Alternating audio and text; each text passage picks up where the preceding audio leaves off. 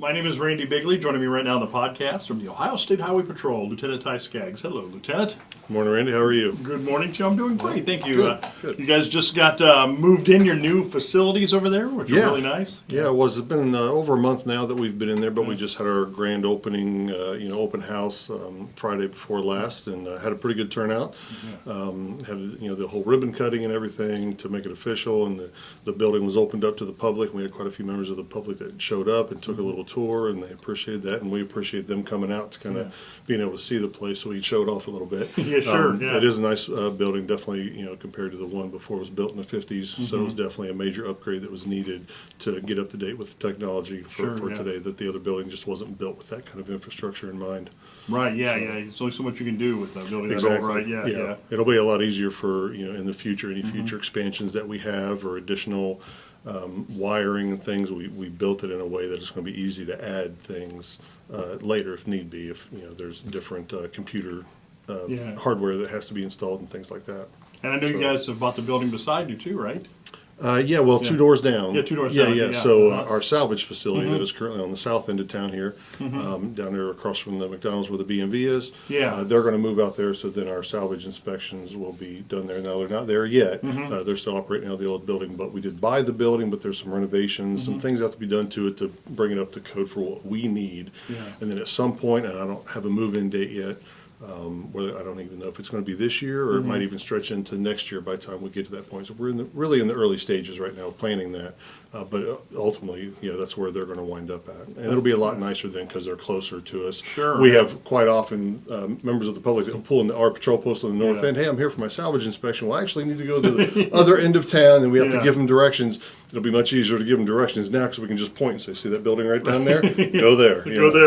So, yeah. It'll be nice. Oh wow! We are in the middle of summertime, which means it's a lot of actions, a lot of people out doing stuff, maybe out doing what they're not supposed to be. Right. Yeah. So we're right in the middle. Well, maybe not in the middle. Maybe the latter half of what they call the 100 deadliest days of summer, which is typically talked about in public safety between Memorial Day and Labor Day, where there's a lot more people traveling. It's summer. School's out, people are taking vacations, there's just a lot more miles traveled, and therefore we see an increase in crashes and fatalities and things during that time frame.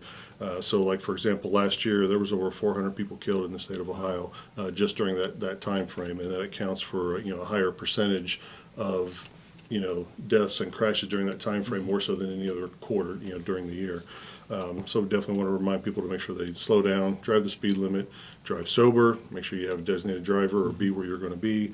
Always put your seatbelt on, even if you're sober and driving perfectly safe. You never know what the other guy's going to do, right? So still got to have that seatbelt on, even in town. I mean, I've seen fatal crashes happen in town before at 25, 35 mile per hour zones. Wow. A lot of people think that they're safe in town without a belt, but that's not always the case. And obviously don't drive distracted. That can be sometimes as dangerous as impaired driving because your eyes are completely off the roadway, and if they are for too long, bad things can happen in a very short amount of time. It doesn't take long, does it? Yep. And then with the impaired driving, we had probably about 55% of all of our motor vehicle crashes over the last 3 years were OVI related. That's quite a bit. So those are a lot of crashes that could have been prevented had people made better choices and not chose to get behind the wheel, while being impaired. The amount of arrests, we're out there trying to combat it. So troopers average, about 16 to 17,000 OVI arrests per year.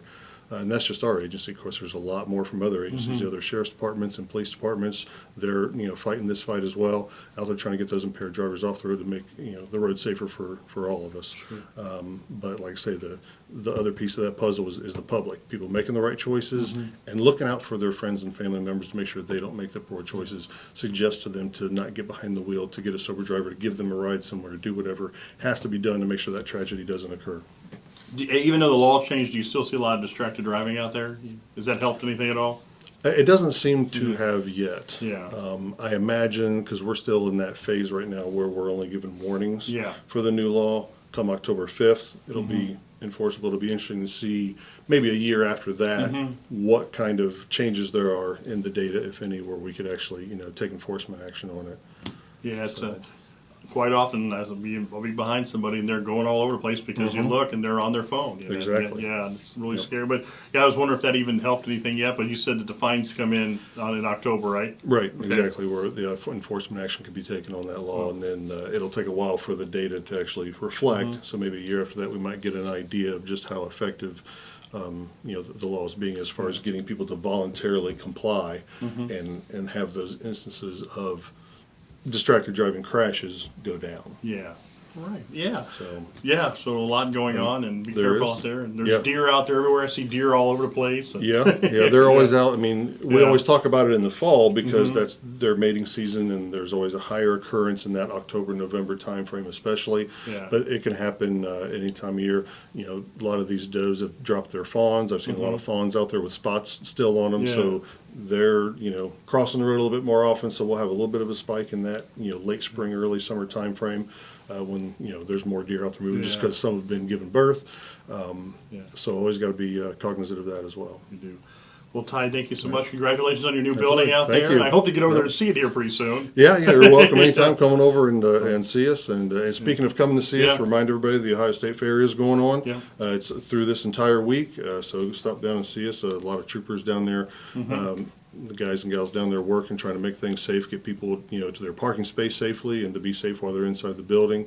It's a good time, so definitely encourage if you got some time to come down and see us. Yeah, they do a heck of a job. In fact, anything from security to directing traffic out there, and the traffic can get kind of crazy out there, Yes, and yep. especially in those parking lots, and Right. it's a lot of cars out there. But Yeah, but our folks down there working, they do have it down to a science. Yeah, So as yeah. long as you just kind of follow where they're directing you to go, they'll get you to the quickest, most efficient, open spot, so you can get in with your family and have a good time, and then get home safely when you leave. they do.